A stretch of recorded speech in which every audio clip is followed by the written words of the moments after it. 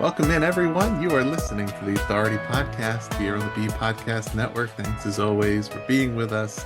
I'm really pleased to be bringing you this conversation on a topic that we haven't really talked much about here on the show in my memory, and it is about neurodiversity-affirming schools, neurodivergent students in those schools, and things to know and do as school leaders, as educators, to create really positive learning environments. So my guests today are Amanda Morin and Emily Kircher-Morris. Amanda is a neurodivergent neurodiversity activist. Say that 5 times fast. I did pretty good the first time, though. An award-winning author, early childhood specialist, certified teacher, and a nationally known speaker who is deeply committed to fostering accessible and inclusive environments for neurodivergent individuals. Emily has dedicated her career to transforming how we understand and support neurodivergent minds.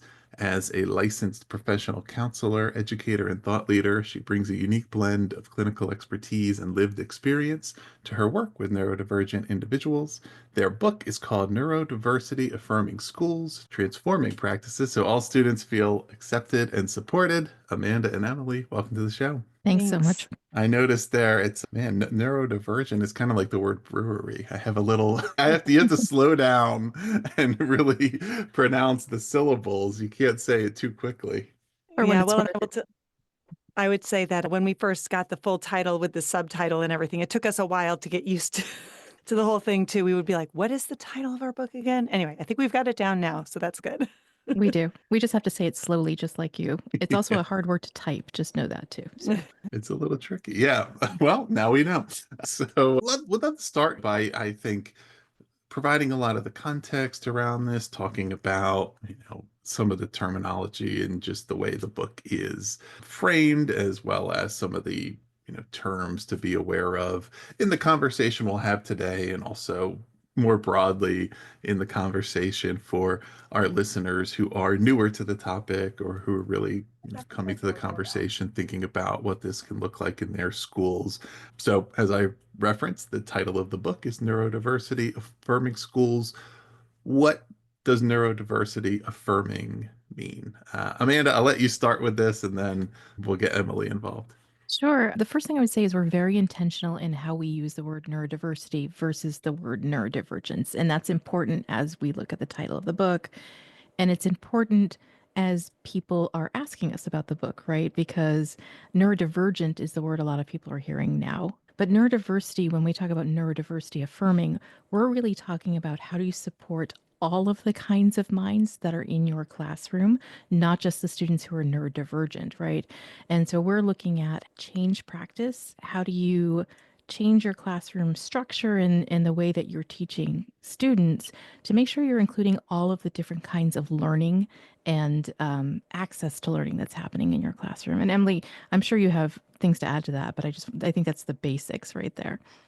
Yeah, I think the other thing, just the term neurodiversity in general is you can compare it to the term biodiversity, like recognizing that we have variability among humans in how we think, how we process information, how we communicate. And then there are specific neurotypes, and those are some of those diagnoses that we talk about that are neurodivergent, right? They diverge from the norm.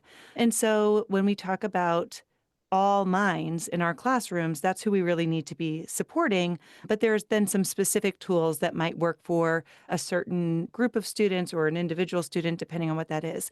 And so when we talk about the affirming piece of it, I frame that as how do we work with our students' brains instead of against them?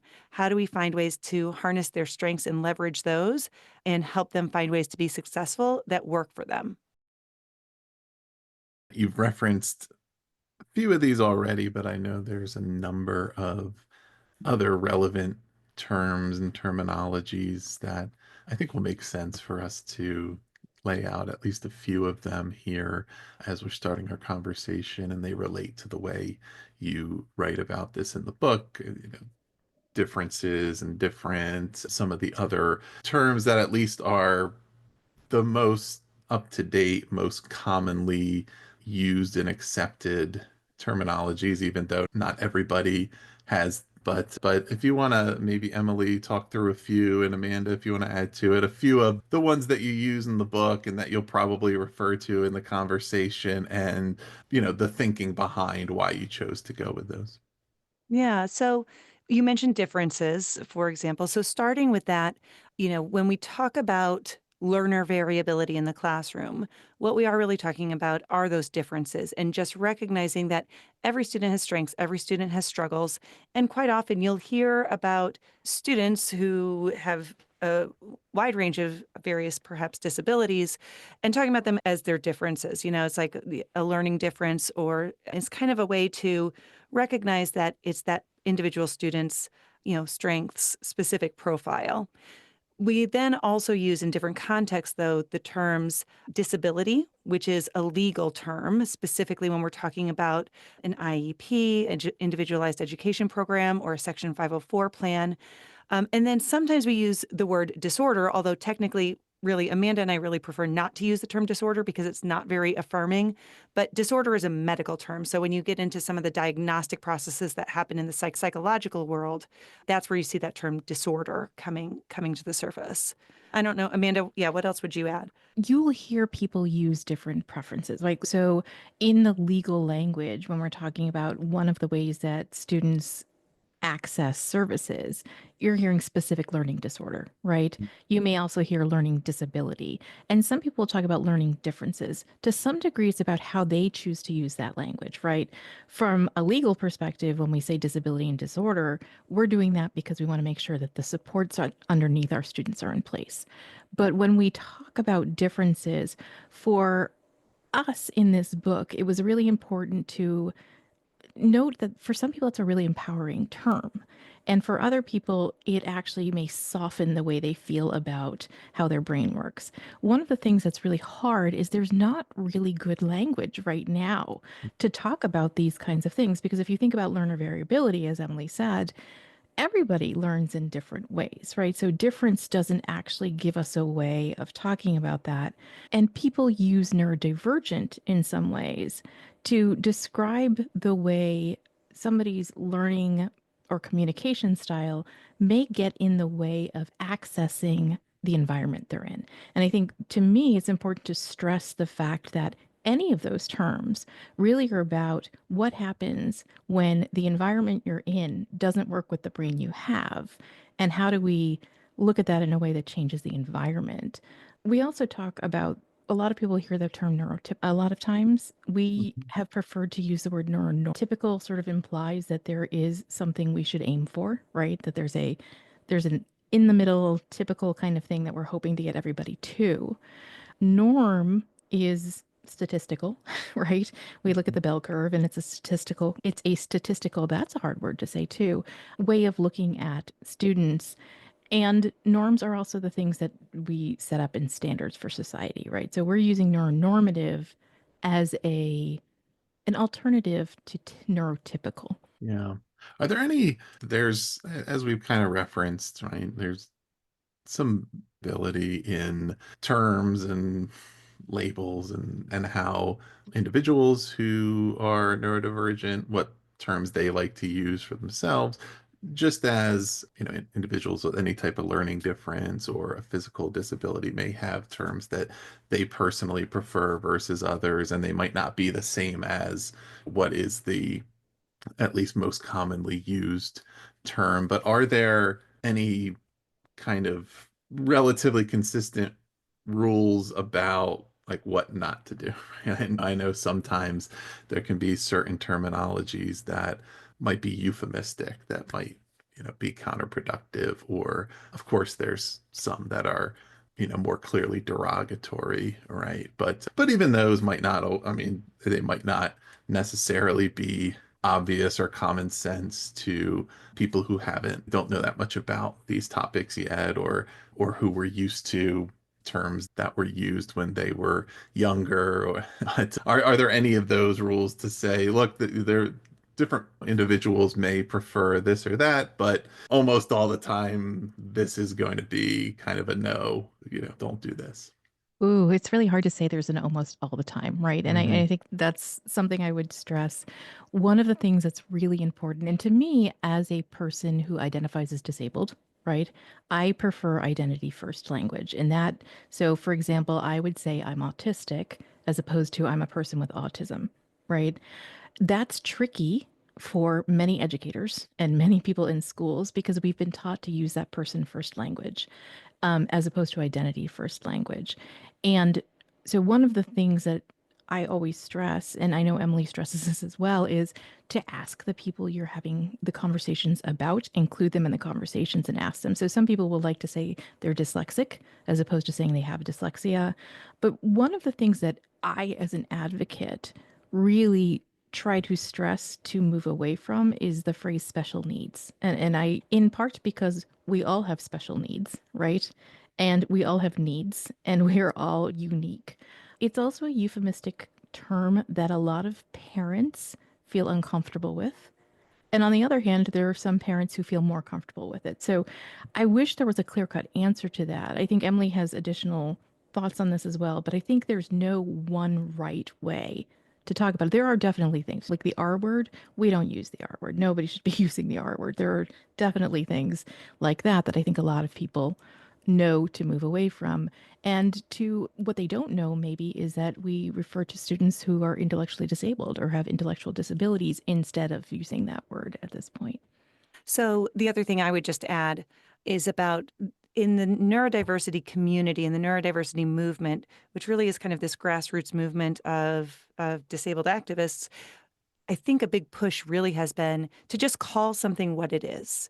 And we don't need to be afraid of it. So there are many people who are like, I'm disabled. Like I can say that. Don't call me differently abled. Don't say the special needs things. Like, let's just call it what it is because there's no shame in that. And that really goes into the whole process of destigmatizing and depathologizing these labels. And so when we're talking about neurodivergent people, it's like, yeah, I'm ADHD, I'm autistic, I'm dyslexic, whatever it is, kind of owning it and recognizing that that's part of what makes people who they are and not being ashamed of it. And so that's, I think, where a lot of the language shifts have been occurring lately, which is very different when Amanda was talking about the person first versus identity first language. So, person first being a person with fill in the blank versus an autistic person, which is identity first. Professionals, medical professionals, educational professionals, people in the mental health field, we have been trained to use person first language to separate the person from the disability. And so this really is a shift that I would say probably most people, unless they're really involved in the neurodiversity conversation, probably are not aware of. And so it's still a process. I always make sure people know too. Most people, I would hope, would never shame somebody for using the wrong language, although they may explain why they prefer one thing or the other, because it just takes time. And again, like I said, if you're not in that world, like Amanda and I are, you may not realize that that's what the preference for many people has become. Yeah. So the book is still relatively new, I believe, and Yeah, it's this only been when out about a couple of weeks. Well, not yeah. even. So between the time you're writing it and then, when this publishes, who knows, maybe this answer is even changing and evolving. But as far as the right now, why this book matters now, the timeliness, the urgency, can you kind of tell us about what really stands out? Yeah. So Amanda and I have been working in this space for a really long time. I mean, we both started our careers in education. We're both neurodivergent and grew up at a time when we really didn't have a lot of supports and are raising neurodivergent children. So all of these things really brought into clear focus, specifically the needs that were being that are the people that we worked with needed. So I started my career in education. I was a teacher and a school counselor, and now I work in the community as a licensed professional counselor supporting neurodivergent kids, young people. And what I realized was that educators need more information. They need to know how small shifts can make big impacts for their students. And so when, I was already doing a lot of work with schools and I had this idea for this book specifically because there really just was nothing out there about it. And I knew that Amanda to come on and help me with this, first of all, because then I only had to write half a book. And also because she just has very complementary, experiences to mine. And so it really gave a good full picture of everything that we need to consider as we bring this to the schools. And I would add, both of us work with educators on a regular basis. So we are both sort of in the community training educators, having conversations with educators. I come from a special education background, so I'm more familiar in a lot of ways with what's happening in special education classrooms Mhm. and conversations that are happening there. We are moving towards a place where most of our neurodivergent students are not spending their days outside of the general education classroom, which is wonderful, right? And there are neurodivergent students who are sitting in your classroom. You don't even know it because they may not have been identified and or have a diagnosis or anything like that. And when we have all of these different kinds of students in general education classrooms, what we need is to make sure that all teachers are prepared to teach in different ways and not necessarily different from what they're doing, but in multiple types of ways. I think I would say that to be clearer, because teachers and systems are really hungry for this kind of support.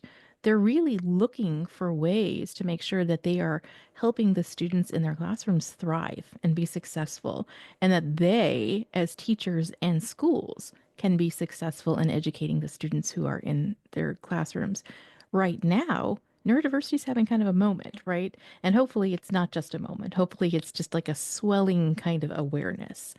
And while that's happening, while people are having the conversation about what is neurodiversity, what is neurodivergence, it matters what we know about it and how we know to work with those kinds of differences and changes and those kinds of things, because we want to make sure that we have successful teachers who can raise up successful students who become successful citizens, right? It's sort of like this, we're all moving everybody forward to be a really successful member of society.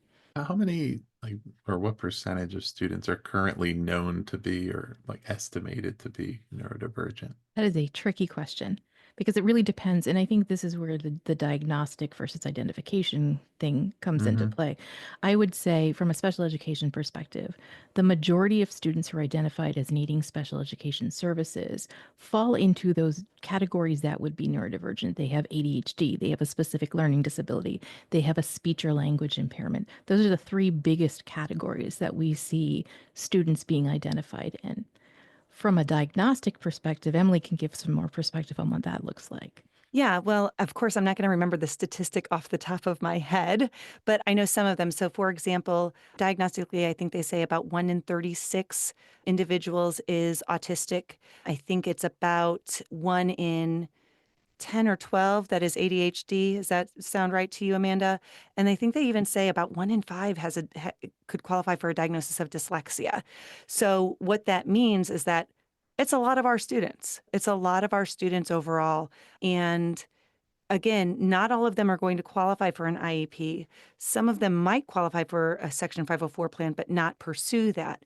And so when we put these practices in place in our classrooms, again, what's good for neurodivergent students is good for all students. And so we can help all of those individual profiles. Yeah, I think that's, I guess, another question is uh, an educator who may not be aware of any student in their class that has a diagnosis or or they, I guess, have observed or specifically suspected any potential neurodivergence. Should they still be focusing on, I guess, the practices here and kind of what would that initiation look like? An instance where they may or may not be aware, maybe given the numbers, we should probably anticipate that there's at least a couple of students, even if they don't currently have a diagnosis. But yeah, how should a teacher in their classroom kind of view that?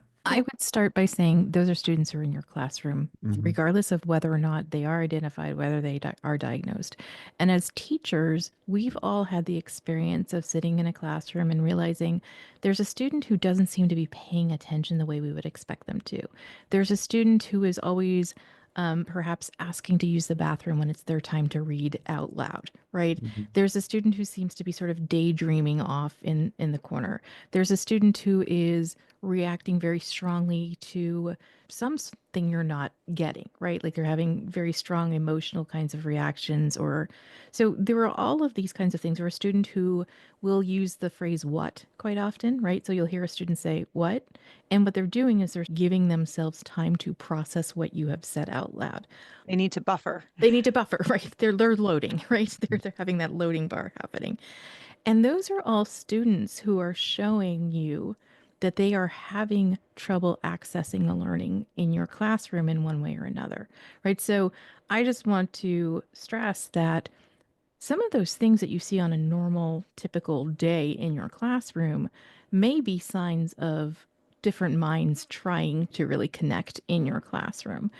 And if you reframe it like that, you can go, oh, okay, you know what? Actually, this is going to help. If I put regulation strategies in place so I can teach kids how to speak up and express their emotions, or can tell me when they need a break, that's going to help. And you can think of probably 3 kids right now in your classroom who that can help. So I would say, even if you don't know that you have specific students, even if you can't name them, you will, from putting practices in place that are, I mean, we don't want you to change your entire classroom today, right? And I think Emily alluded to that when she said small changes can make a big impact. We're not saying everybody has to change everything. And I actually would say there are a lot of teachers who are doing a lot of things that are neurodiversity affirming and they don't even know it, right? So teachers who have visual schedules, teachers who write out for students the directions and also give them out loud. Those are neurodiversity affirming practices that are just good practices. And you may not even know that you're doing that. So, like, kudos to you if you're already doing that in your classroom. You're on the path to starting this. Emily, what would you add to that? I would add, so really what we're talking about as well really aligns with universal design for learning. And so this is a concept that basically just means, you know, there are things that we put in place for the people who quote unquote need them, but they're universally good for everybody. And so for that teacher who feels like, well, I don't have any of these students in my classroom, or it doesn't really matter if I do these things because my kids are all doing fine. These are systemic things that you can do in your classroom. And once you put them in place, again, they're good for all students. They're good for that classroom. And then who knows who you're going to have next year? Like there might really need to be some of these things that you've implemented and you just do it with a bit more intentionality. And so that's really what is happening. I think the other part of it that really is a big piece of it is how we communicate with kids and how we interpret kids' behavior. And when we do that from, again, from a neurodiversity affirming perspective, meaning that we always look for the context of a behavior to understand what's behind it instead of jumping to a conclusion that it's a compliance-based issue and so then it deserves discipline. Like taking those moments to reflect and try to figure out what's really going on with the student. Like, again, those are good for all kids, but especially for our neurodivergent kids who are more likely to have behaviors that are interpreted as problematic, defiant, whatever, fill in the blank. Yeah. Are there any common classroom practices, whether it's instructional or disciplinary or otherwise, that are not certainly aren't bad in the sense of being totally out of step with what could be effective teaching and learning, right? And there's no malice behind them, but they're maybe inconsistent with what is currently known about what would be neurodiversity affirming. Does anything come to mind? Yeah. So, what I would start with here is recognizing that behaviorism is something that's basically baked into our schools. And so, behaviorism basically means that, you have a behavior and you can figure out like what triggered the behavior, and then you can give a consequence, and then you can either extinguish that behavior or reinforce that behavior. So, what are we talking about here? We're talking about reward systems, consequences or like ranking systems, points, whatever it might be that is hopefully going to elicit the behavior from a child that you want. First of all, many neurodivergent kids see right through it. They see it as manipulative and they're like, okay, this doesn't make sense. And the point that I would make with all of these things is that when you have those types of systems put in place in your classroom, first of all, the kids who are more of that neuronormative population don't need those systems to behave and to learn. Those are the kids who, if they're doing something or they're having an off day, you can just kind of go, hey, let's try to figure out what's going on and try to focus a little bit more, whatever it is. And they're going to do that. And then the kids who, quote unquote, do need it, meaning that they have more patterns of behavior that are harder to manage in the classroom, those systems are not going to work. They might give you short-term compliance, but they actually don't solve the problem.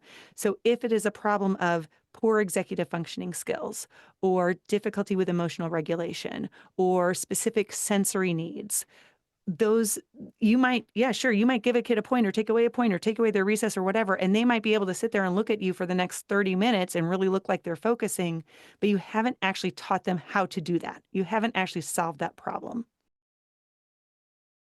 How do you like things like masking, right? I mean, ways that students might hide their traits. How does that factor into that part of the conversation where, again, right, there may be certain demands that are not super compatible with what is working best for some students, and they may be able to appear at least to be able to comply with that or do it that way, or they may just know or believe that they have to in order to function in whatever the environmental expectations are. But like, what are some of those things and how might they show up? So students who mask, right, they're really trying very hard to look like we expect them to. And I think that's an important, they're putting on a mask. They're putting on the behavior, the way that we are telling them they should show up based on the expectations we give them in our classroom, right? And I think that's the first thing I would say. Oftentimes, kids who are masking are kids who are very exhausted at the end of the day. The first time you may hear about a student who you realize is masking is often from a parent who's coming in and saying to you, like, my kid comes home and falls apart. And I think we've all had that experience of hearing that. And teachers see a disconnect there, right? We often see a disconnect. Well, they're great in my class. I'm not seeing that in class. And what happens is, one, it's exhausting. And I'm going to speak as somebody who grew up masking and has children in my household who don't mask. And I think that's important to say, right? And they don't, they just show up as themselves. You know, I have all of my children let me tell these stories. So I think it's important to say that before I even do this. One of my sons is what he calls himself an ADHDer. So he has ADHD and autism, right? So he's an autistic ADHDer. He flaps. So it helps him regulate his body. He flaps. You can't see me doing it, but I'm flapping my hands back and forth. Mhm. And it helps him sort of calm his body and regulate his thoughts and ground him in space, right? Now, if he were in a classroom where that was discouraged because it looked different, he would not be able to concentrate on what was happening around him because he would be trying so hard to sort of contain that body movement. And he would come home and he would just literally, when he was littler, he would come home and he would fall asleep at the end of the day, but like basically when he just got in the door. So I think part of what I'm trying to say is sometimes you see the duck just gliding across the water, but you don't see how it's paddling underneath the water so quickly, right? When we are asking our neurodivergent students to look at us, like directly at us, when we are asking them to understand when we think they're being rude, right? When we are asking them to make sense of tone of voice or facial expression that they may not be able to make sense of, we're trying to get them to conform to a thing, right? And that's when that masking comes into play. If you open up sort of your view of what your classroom can look like, and I'm going to be really clear in saying systemically that's problematic, right? Because as a system, we have an idea of what classrooms should look like. And as teachers, we want to make sure that we look like we're doing it the right way. But sometimes we have to let go of some of that control to make sure everybody feels like they can show up the way they need to in our classrooms. And that may mean you have different areas in your classroom where students can learn, where you can have group work, you can have quiet work. You can have, I need to pace while I think kind of work, right? Those things that open up opportunities for students to really be who they need to be, their best learners, helps take down some of that masking a little bit. Yeah, Emily is, I mean, I guess for the teacher maybe out there who's listening and is thinking, this sounds hard, right? Or how much is, required as far as differentiation, right? And determining what is appropriate for which child and what's maybe not for this other student, or where is there an area in which we can have some type of uniformity around rules, expectations, etc. How can that be navigated to Yeah. determine? Yeah. Well, one thing I would mention is that nobody's saying that with accommodations or supports that there aren't rules or expectations and that Mhm. those aren't consistent across all students. Some students might need some other types of tools or strategies to be able to manage those expectations. But I feel like I think you actually kind of pegged it right there. Where that often is, I think, a normal reaction that a lot of teachers feel like, okay, well, my classroom is just going to be chaos. And that is not what we're suggesting or, you know, or what it will be. It really is about setting up the systems. So as far as like how students can regulate, I would also mention bringing kids into the process so that they can be part of that conversation to recognize what works for them and what doesn't. And you can do this with very young children all the way up through high school or, I mean, college, whatever, where you're helping them be independent in finding what those accommodations are. But what I would say for those teachers who are kind of like, where do I even start? What I guess I would suggest is specifically maybe if you have one or two students in your classroom who do have an accommodation plan, look at those accommodations and see what might be helpful for other students in your classroom so that you're not just putting it into place for that one student. So, for example, sometimes you'll see that some students are allowed to have a fidget, like they need something in their hands. I know for me, I usually have, I just don't have any in here with me right now, but something that actually helps me fulfill a little part of my brain that needs some sort of sensory input while I'm doing something. It actually helps me focus because otherwise I'm looking for something to to fulfill that. Mhm. And so let's say you decide to have a class set of fidgets in the classroom. For sure, as depending on the age of the student, there are at the very beginning, it's going to be very exciting. They're all going to want to try to use the fidgets. So you have some lessons. You say, okay, this is how we use the fidgets. This is how we know that they are tools and not toys. This is how you should be able to notice the impact of this. And after a couple of days, the kids who need it will use them and the kids who don't won't. It really truly is. And if it's a problem for an individual student or whatever, then you try to find an alternative. Okay. Something that is not distracting, but you really do have to coach the kids a little bit on how do you know if this is effective? But again, this is just like self regulation stuff that we're teaching kids in our daily conversations. It's not like it takes a lot of time, it's just part of what you integrate into your day. What would you throw in there? I would other things that you can integrate into your classroom that will help students meet those expectations. And I really want to stress what Emily said too, is we're not asking teachers to lower their expectations. We're not Mm-mm. asking them to have different expectations for the students because we really truly believe that all students can achieve those expectations, right? But there are things like, so for example, there are students who will benefit from being able to use text to speech or speech to text technology, right? So they may need to type instead of doing the handwriting. If your goal isn't to assess handwriting, maybe you can offer that to all of the students as an option, right? Audiobooks. It's interesting. I used to teach kindergarten many years ago, and I would do stations, right? I would have, learning about apples, for example, and I would have the station where we were counting seeds, and I had the station where we're doing audiobooks, and I had those, like all of those kinds of things actually tap into different kinds of learning, and it supports different students and is available to all of those students, right? So audiobooks being available to all students. There are things that you can do, even things like taking breaks, right? Teaching kids if they need to stand up and stretch or if they need to get a drink, or that just sort of regulates their body. It gives them a moment to think, or giving kids the language, all of your students the language to say, I need a break, or I need a minute to think that through before I answer it, right? Putting those kinds of practices in place are small changes that you can make that support all of your students and are also neurodiversity affirming.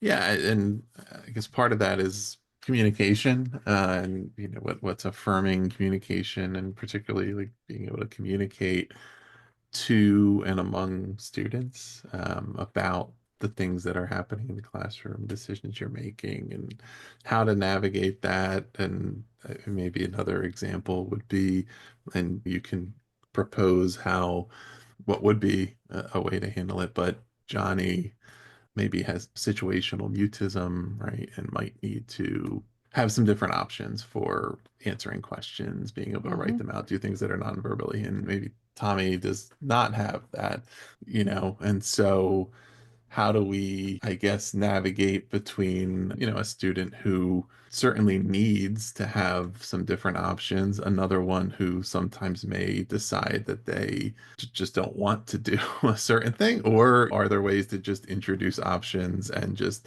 trust that over the course of time, students will kind of determine what's working best for them? But I would assume part of that is trying to communicate in some way to have some kind of, I don't know, understanding or lack of confusion around why there might be, certain options that are available. Or if it's a UDL approach, maybe, I mean, are they just Yeah. available all the time? I don't know. Well, in a UDL approach, they are available all the Mhm. time. And we're teaching kids when they work, right? We're saying this will be easier for you if you do this. This may be harder if you choose the other option, right? That kind of thing. So we're teaching kids how they learn and to sort of monitor whether that's working for them or whether they've actually made it harder for themselves by choosing to listen to a book because all of a sudden they realize, actually, I can't grasp that information when I'm listening to it. I chose this because it seemed really cool, but it's not working for me, and give them another option. The other thing is a lot of teachers and a lot of students get sort of hung up on the idea of, is this fair? Right. And I really want to tackle that question Yeah. because there's a difference between fair and giving people what they need. Right. And what's fair isn't always what's equal or equitable. And I think that's important to know. Right. There's there are all sorts of things that we need in daily life as adults that we access that, like, so for example, I don't need to have the lights down low today, but I may another day, right? I may have had a really, really tough morning and I need my colleagues just to sort of give me some space, right? And I can say that, True facts. yes, Emily knows this. There are days where, like, Emily, give me some space, right? And our kids are the same, right? We need to be able to give them the opportunity to say, like, today, this just isn't working for me. And I think to some degree, when you say like they just don't want to, there's always a reason, like, kind of why they don't want to, and sort of digging a little bit deeper and asking, being really sort of curious and asking questions like, what's going on? And like you mentioned situational mutism, there may be students for whom that is a consistent way that they show up. And there may be one day where you have a student who shows up and they don't want to talk, and you find out eventually, like, maybe they had a death in the family, or maybe something is really weighing on them heavily. And providing them with those same ways of sort of communicating or giving them the opportunity to sort of not have to communicate is going to be beneficial to them as well. I think I went in a circle there. I'm hoping it's a useful circle, but We're going to circle back. Actually, so one of the things actually that I will mention is, first of all, kids are very used to other kids having different in the classroom. That is not uncommon. And I know sometimes teachers are worried, like, well, if that person sees the other person doing it, then they're going to want it too. And I feel like that's a pretty easy conversation to have in multiple ways. And you set the expectation. That's like, I'm going to give different kids what they need in different situations. The other thing I would mention is, when we talk about the universal design specifically, and you're talking about, well, if I give it to this student, then this other student is going to want to use it. Okay, what is the goal of that lesson? what is the objective of that lesson? And if both students can achieve the objective of the lesson by using speech to text instead of writing it down by hand or whatever it might be, then let's let them do that, because that should be what drives how students access material and show us what they know, as opposed to everyone has to do it the same way. I mean, if you wouldn't mind taking that even a little bit further, because we have had, some conversations on the series about UDL, but would love to even explore that a little more about what makes it such an effective Yeah. practice for creating neurodiversity affirming Well, schools. I mean, first I would just say you had a wonderful conversation with Katie Novak, right? And I know that Katie could explain UDL to anybody, and I would encourage people to listen to your conversation with Katie because I'm sure she did. I know she did an exceptional job of talking about this. But I think when we talk about UDL, people get nervous because it's such a big universal design for learning. It sounds like you're designing an entirely new way of putting your classroom together. Mhm. But really, what we're talking about is how are we giving kids ways to engage with information that is interesting and motivating to them? Right. So if you're learning about the Civil War, for example, could they read a book? Could they watch, a documentary? Could they listen to a podcast? Right. What are their options there that would be engaging for them? And if they're getting the same information, that's fine because they're getting the same information in whatever way actually captures their attention and gets them engaged. Yeah. It's other ways of showing what they know too, right? So we're going to give them multiple ways to show what they know. And I know that sometimes that's not an option because you have like standardized testing and they all have to show it in a certain way. But sometimes, right? What if you give kids the option to write you a report, draw you something amazing, to shoot a video, like all of these kinds of things give kids ways to show what they know because the goal is we want them to be able to show that they've internalized this information, they can make sense of it and they can apply it, right? And then the other thing is we're really UDL is about creating expert learners, right? UDL isn't about us teaching kids how to, it's about us teaching kids to know how they learn, to take over their own learning, to be really eager to learn about things. And that's where, like, that focusing in on your goal, as Emily talked about, really, really matters. And I would say Allison Posey does a really good job of talking about barrier analysis and looking at the things that get in the way of your lessons, things that are like, you can like put it to the side, right? Like maybe that's not the important part of what I'm trying to teach today. And so really narrowing in on thinking through what is it exactly that I want these students to walk away with from this lesson, and telling them that's what you want them to walk away with is a huge part of a universal design for learning. Because if we don't tell students what it is we want them to know, they're not going to just glean it from context. And it's not actually, I think sometimes we think if we tell them ahead of time, they're not going to engage throughout the lesson. But if we tell them ahead of time, oftentimes you'll see kids who are like, oh, I know something about this that I want to add to the conversation. Or I learned about this. And so you're seeing them really kind of pop in and say, I know more about this. How can I be part of this lesson? Yeah. Well, a little bit kind of at the school leadership level to sort Mm-hmm. of tie this all together. So if the school is wanting to prepare to have more of a school-wide affirming environment, like where does the preparation start? Is it staffing, training, culture building, right? Like what kind of comes first? There are a lot of different aspects as far as I don't know if I know exactly what comes first. Maybe Amanda does, but Mhm. one thing I would mention that is a key component of this is recognizing that you also have neurodivergent teachers and creating a culture that allows even the staff, the people who are working with the students, to talk about their own neurodivergence without stigma, without shame, is a really big piece of this.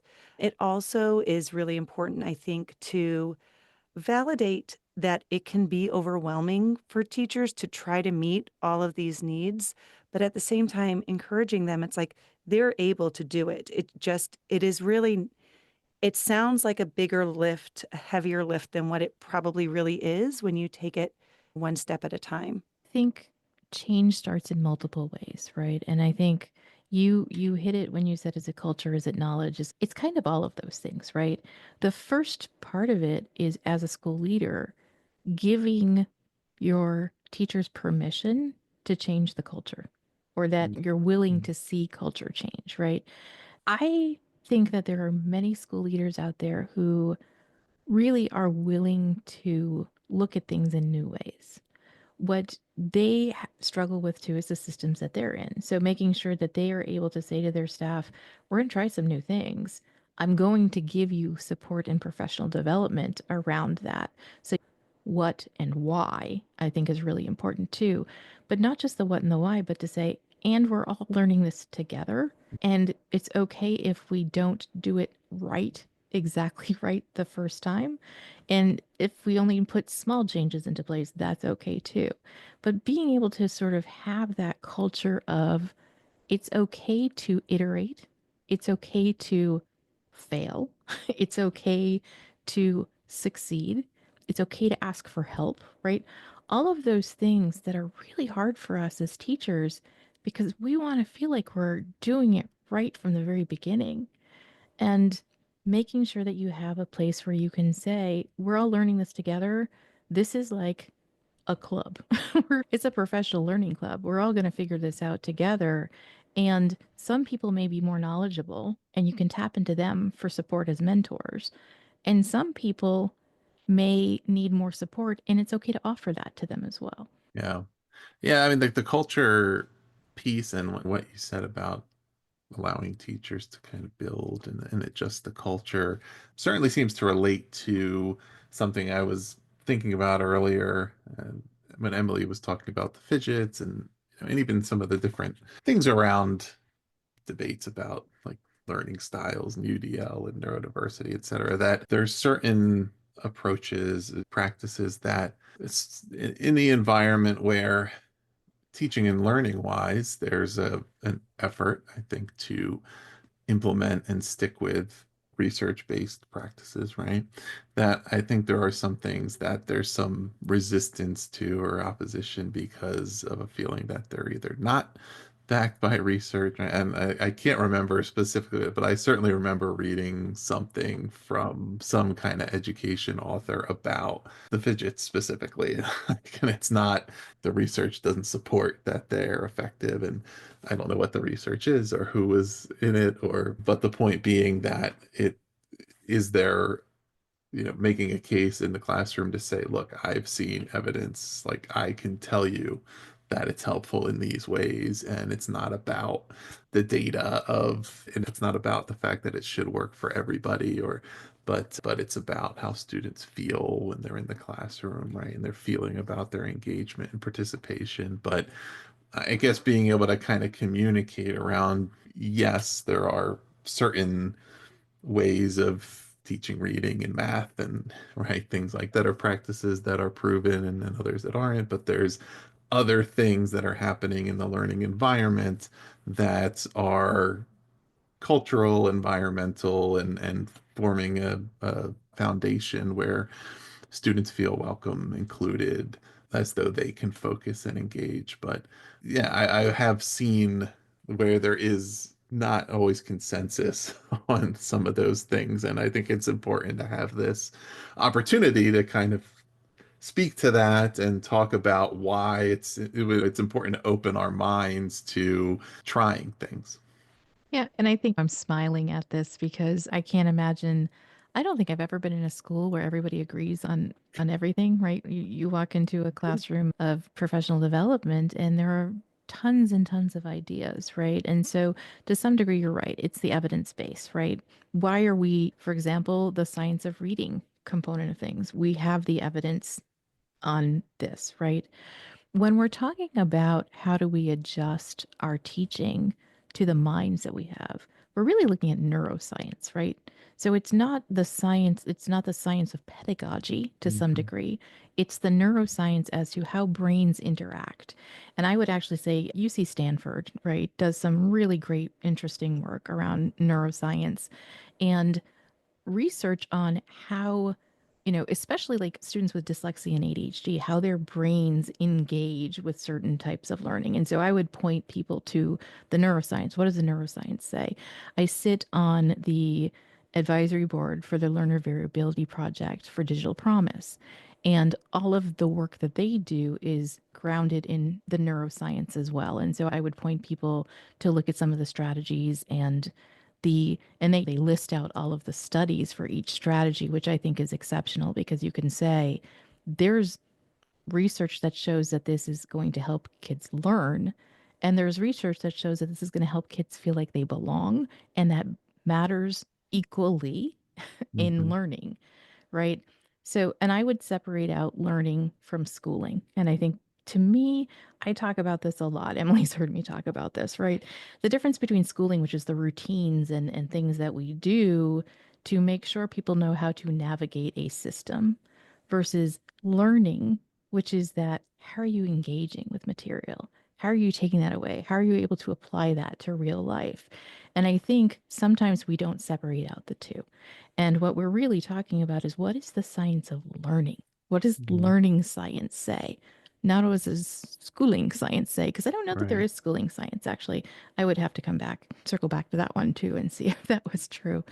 But I think following the science of learning and really know that it's not just about instructional practices, it's also about how is the brain really set up to feel like a brain is set up to feel comfortable enough to learn.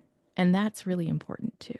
Well, and I think maybe to boil it down just a little bit, recognizing that if you are not regulated emotionally, you're not learning.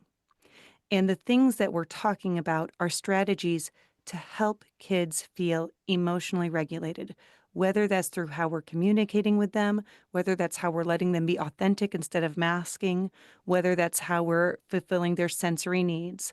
All of those things, the bottom line there is we want them to be able to self regulate their emotions so that they are in a place where they are primed to learn. And so, and I do think anyone can go out there and find a research study, I think, to back up whatever claim they want if, if you search hard enough. But ultimately, really, the research, again, like Amanda was saying about the neuroscience, really is showing that this is much more than just a behavior problem or something that we need to extinguish this particular behavior or have kids that all look like they're learning in the same way. Well, Emily, I think that would be a great place to stop, but I am going to ask one more question. And it is, if I only had the time, or maybe there was only 20 sheets of paper left in the world, and I could only read one chapter of the book, which chapter would you recommend? I'm looking for what the chapter is that has our teachers' shared compact of Mm, neurodiversity affirming beliefs, right?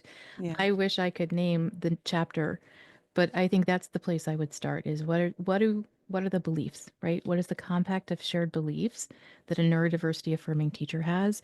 And it's 8 things.